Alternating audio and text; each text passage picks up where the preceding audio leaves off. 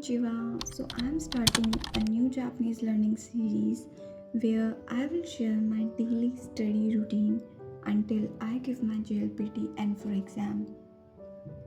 So basically, this is like an ongoing episode series and I will keep updating what I study every day.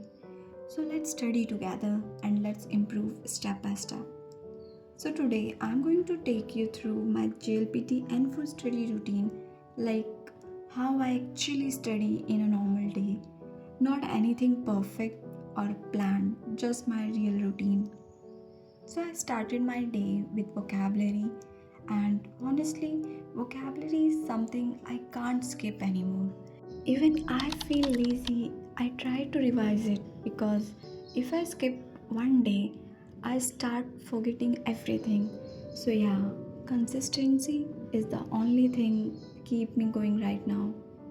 Today I revised vocabulary and grammar of chapter 30 and I just focused on revision. I feel like in language learning, you don't need to learn fast. You just need to repeat again and again. After that, I moved to grammar revision. Grammar still feels like tricky sometimes, but I try to go through it daily. Even if I don't feel 100% confident, I still do it because I know skipping is the last thing.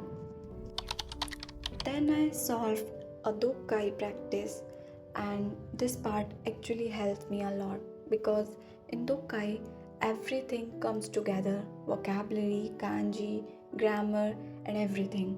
So it feels like real exam practice, and slowly I'm starting to understand sentences better than before. After that, I focused on kanji, and kanji is honestly still my weak area. I won't lie. Today I studied around 3 new chapters of kanji that I had not learned before. It took me time, but I know I have to do it. For JLPT N4, we need around 310 kanji total, so I'm just trying to build it step by step, not rushing, just steady progress.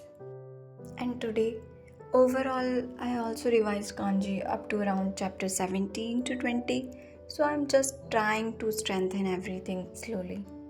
Sometimes it feels a bit overwhelming, but then I remind myself it's okay to go slow as long as I'm not stopping.